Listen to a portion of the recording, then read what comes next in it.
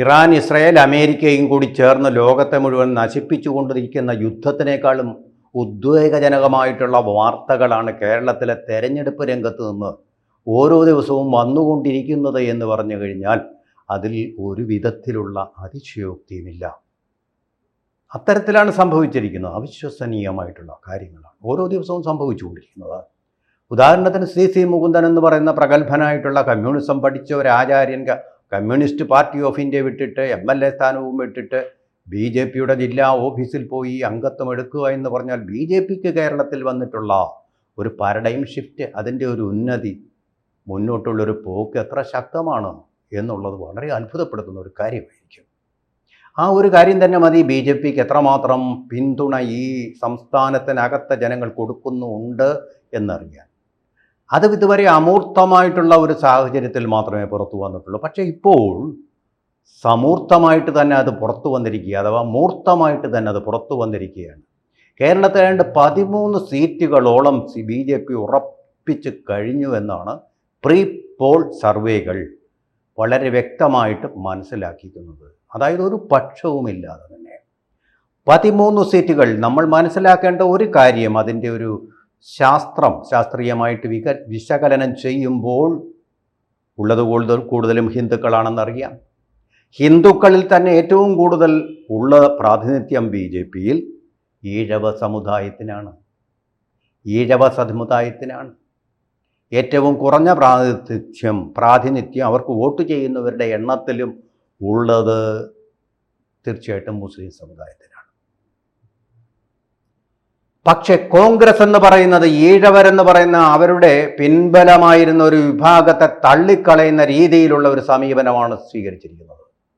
അതങ്ങനെ പറഞ്ഞാൽ ശരിയാവുകയില്ല. വടക്കേ മലബാറിലെ തീയരിയുടെയും അതുപോലെ തന്നെ മധ്യ തിരുവിതാംകൂറിലെയും തെക്കൻ തിരുവിതാംകൂറിലെയും ഈഴവരുടെയും പിന്തുണ പുല്ല് ഞങ്ങൾക്ക് വേണ്ട എന്നുള്ള മട്ടിലാണ് കോൺഗ്രസ് നയം സ്വീകരിക്കുന്നത്. മുസ്ലിങ്ങളെ ക്ഷോഭിക്കുന്ന ഒരു തീരുമാനവും എടുക്കാൻ തൻ്റെ ഇടമില്ലാത്ത ഒരു കോൺഗ്രസ്സാണ്. അവരെ പ്രീണിപ്പിക്കാനും പ്രീതിപ്പെടുത്താനും വേണ്ടി തിണ്ണ നിരങ്ങാനും ഒരു മടിയുമില്ലാത്ത ഒരു നേതൃത്വം, ദീർഘവീക്ഷണമില്ലാത്ത ഒരു നേതൃത്വമാണ്. ജമായത്തിക്ക് യന്ത്രത്തിലിട്ട് അലക്കി ശുദ്ധമാക്കുന്ന ഒരു തെരഞ്ഞെടുപ്പ് മെഷീനറിയാണ് കോൺഗ്രസിൻ്റേതെന്ന് വ്യക്തമാക്കിയിരിക്കുകയാണ്. കണ്ണൂരിൽ കോൺഗ്രസിൻ്റെ പടത്തലവനായിരുന്ന, കോൺഗ്രസിനെ അവിടെ സംരക്ഷിച്ചൊരു കോട്ട പോലെ ഭിത്തി പോലെ നിർത്തിയിരുന്ന തലയെടുപ്പുള്ള രാഷ്ട്രീയക്കാരനായ K. സുധാകരനെ അംഗഭംഗം CPM നടത്തിയതിനേക്കാൾ വലിയ ആക്രമങ്ങൾ കോൺഗ്രസിൻ്റെ ഇപ്പോഴത്തെ ചിന്താശേഷിയില്ലാത്ത നേതൃത്വം നടത്തിക്കൊണ്ടിരിക്കുകയാണ്. അദ്ദേഹം 2 തവണ ഡൽഹിയിൽ പോയി തെണ്ടി കണ്ണൂരിലെ താൻ ഒരു കപ്പിത്താനെ പോലെ, പടത്തലവനെ പോലെ കാത്തുരക്ഷിച്ച കണ്ണൂരിൽ കോൺഗ്രസിൻ്റെ ഭാവി ഭാസുരമാക്കാൻ വേണ്ടി എണ്ണിയാൽ ഒടുങ്ങാത്ത ത്യാഗങ്ങൾ ചെയ്ത തനിക്ക് അവസാന കാലത്തൊരു പക്ഷേ ഒരു സീറ്റ് കണ്ണൂരിൽ വേണം എന്നുള്ള നിസ്സാരമായ ഒരു ആവശ്യം ചെവിക്കൊള്ളാൻ പോലും തയ്യാറായില്ല ആദ്യ 2 വട്ടം K. സുധാകരൻ ഡൽഹിയിൽ പോയപ്പോഴും. 3-ാം വട്ടം കോൺഗ്രസിനെ നശിപ്പിച്ചേ കൊണ്ടിരിക്കുന്ന രാഹുൽ ഗാന്ധി അദ്ദേഹത്തിന് ഒരു അഭിമുഖം കൊടുക്കാൻ പോലും, അദ്ദേഹത്തിനെ നേരിലൊന്ന് കാണാൻ പോലും വിസമ്മതിച്ചു. ഇന്നലെ കുരുത്ത ആ തകര, കോൺഗ്രസിനെ ഇപ്പോൾ നാമാവശേഷമാക്കിയ ആ ഛിദ്രശക്തി, അത് കോൺഗ്രസിൻ്റെ മാത്രമല്ല ഇന്ത്യ എന്ന മഹാരാജ്യത്തിൻ്റെയും ക്ഷുദ്രജീവിയായിട്ടുള്ള രാഹുൽ അദ്ദേഹത്തിന് ഒന്ന് മുഖം കാണിക്കാൻ പോലും സമ്മതം കൊടുത്തില്ല. അദ്ദേഹം ഏത് പാർട്ടിയിലോട്ട് പോകുന്നു? ഇന്നിപ്പോൾ നമ്മളിപ്പോൾ പറയുന്ന ദിവസം പത്രസമ്മേളനം നടത്തുന്നുണ്ട് എന്നല്ല പ്രശ്നം.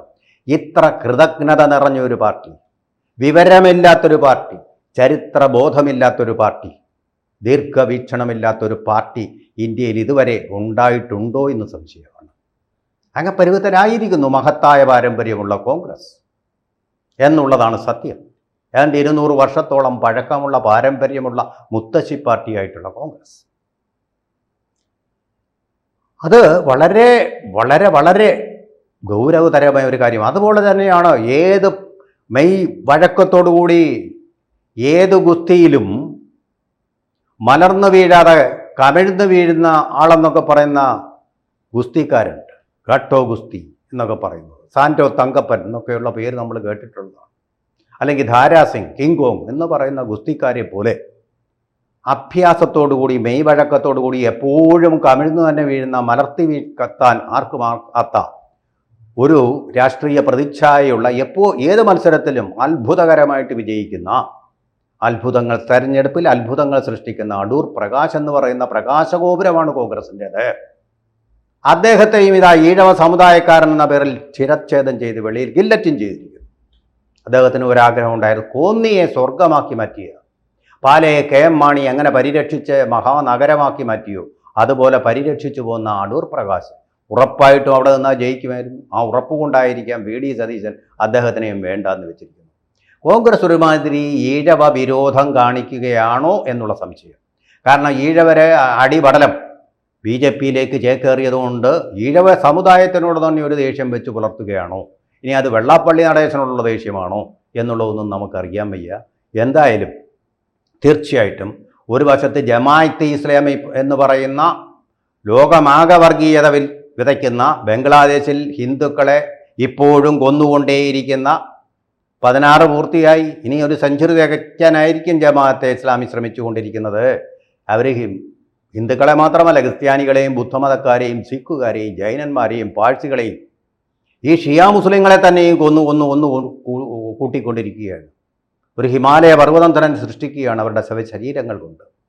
അങ്ങനെ ചെയ്യുന്ന ജമാഅത്തെ ഇസ്ലാമിക്ക് പാർട്ടി വലിയ പുണ്യമുള്ള പാർട്ടിയാണെന്നൊക്കെ പറഞ്ഞു നടക്കുന്ന ഒരു വൈതാളികനായിട്ട് VD സതീശൻ മാറുകയും ചെയ്യുന്നു. അപ്പോൾ ഇസ്ലാമിനെ ഇങ്ങനെ പ്രതിപ്പെടുത്തുക, അതേസമയം ഈഴവരെ അങ്ങനെ വെറുക്കുക എന്നുള്ളൊരു നയമാണ് VD സതീശൻ പ്രതിപക്ഷ നേതാവായിട്ടുള്ള കോൺഗ്രസ് കേരളത്തിൽ കൈക്കൊള്ളുന്നത്. ഒരു പേടിയില്ലാതെ ഈഴവ സമയം ഞങ്ങൾക്ക് പുല്ലാണെന്നുള്ള ഒരു വികാരം കൂടാണ് ഇവിടെ കാണിക്കുന്നത്. പോട്ടെ, കോൺഗ്രസിനോട് അവർ ചെയ്തിട്ടുള്ള, കോൺഗ്രസിന് വേണ്ടി ചെയ്തിട്ടുള്ള അജയ്യമായ പോരാട്ടങ്ങളുടെ ചരിത്രം മറന്നിരിക്കുകയാണ്. എന്ന് മാത്രമല്ല, സമരാഗ്നി എന്നുള്ള പേരിൽ 2024 ഫെബ്രുവരിയിൽ കേരളമാകെ നടത്തിയ ഒരു പ്രക്ഷോഭ ജ്വാലയല്ല, അത് വെണ്ണീറായിട്ട് മാറി, അത് വേറെ കാര്യം. അതിന് പക്ഷേ ഒരു ആ വീഡിയോ ഉണ്ടായിരുന്നെങ്കിൽ ആ അഗ്നിജ്വാല സഫലമായിനി. അതൊരു തീപ്പൊരിയായിരുന്നു. തീപ്പൊരി, CPM-നെ കത്തിക്കാൻ വേണ്ടിയുള്ളൊരു തീപ്പൊരി തന്നെ. അത് മറ്റൊന്നുമല്ല, K. സുധാകരൻ CPM-കാരാൽ പലവട്ടം വധിക്കപ്പെടാനിടയാത്, അദ്ദേഹത്തിന് നേരെ ബോംബെറിഞ്ഞത്, അദ്ദേഹത്തിൻ്റെ സഹോദരന് നേരെ ബോംബെറിഞ്ഞത്, ബോംബുള്ളികളുടെ ഷെല്ലുകൾ പൊട്ടി അദ്ദേഹത്തിന് 13 ദിവസം ഈ ഷെല്ലുകൾ, കുപ്പിച്ചില്ലുകൾ ഒക്കെ ശരീരത്തിൽ നിന്ന് എടുക്കാൻ വേണ്ടി ചിലവായ ദിവസങ്ങൾ, വെടിവെച്ച് കൊല്ലാൻ ശ്രമിച്ചത്, തലനാരിഴയ്ക്ക് രക്ഷപ്പെട്ടത്, ഈ കാര്യങ്ങളെല്ലാം എന്നിട്ടും പോരാടി കോൺഗ്രസിൽ തന്നെ നിന്നത്, തൻ്റെ ഇടത്തോടെ നിന്നത്, പിണറായി വിജയനെ നേരിടാൻ വേണ്ടി കരുത്തനായിട്ടുള്ള ഒരു നേതാവിൻ്റെ ചെറിയൊരു ഡോക്യുമെൻ്റൽ പ്രസൻറ്റേഷനാണത്. ആ പ്രസൻറ്റേഷൻ അതിനെ ചുവന്ന കൊടി കാട്ടിയ ആളാണ് ജമാഅത്തെ ഇസ്ലാമിക്ക് പച്ചക്കൊടിയും കാട്ടിക്കൊണ്ട് കോൺഗ്രസിനെ കേരളത്തിൽ അദ്ദേഹത്തിൻ്റെ യാത്ര നടത്തിക്കൊണ്ട്, പുതുയുഗ യാത്ര. ഇതാണോ കോൺഗ്രസിൻ്റെ പുതുയുഗം? ഈഴവരെ വെറുപ്പിക്കുന്നതാണോ? ഈഴവരെ പുറത്തേക്ക് വാതിൽ കാണിച്ചു കൊടുക്കുന്നതാണോ നിങ്ങളുടെ പുതുയുഗ യാത്രയുടെ സന്ദേശം? അങ്ങനെയാണെങ്കിൽ കേരളത്തിലെ ജനങ്ങൾ നിങ്ങൾക്കൊരു സന്ദേശം നൽകും ഈ തെരഞ്ഞെടുപ്പിൽ. അത് നമുക്ക് കാണാം എന്തായിരിക്കും സന്ദേശം. നിങ്ങൾ ഒരിക്കലും മറക്കാത്ത സന്ദേശം. കൂടുതൽ വാർത്തകളും വിശേഷങ്ങളും നിങ്ങളിലേക്ക് എത്താൻ ABC മലയാളം സബ്സ്ക്രൈബ് ചെയ്യുക, ബെൽ ബട്ടണും അമർത്തുക.